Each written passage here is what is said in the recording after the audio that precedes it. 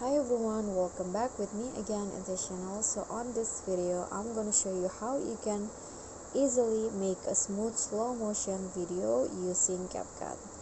So here, just add your clips and select on it, go to speed, normal, and in here to make it slow, just swipe the point here, the dot here, to speed that you like. I'm going to go with 0.5, and then after that click on this box, make it smoother, click on the better quality, and after that just click on the check icon and wait for the CapCut to process your slow motion video.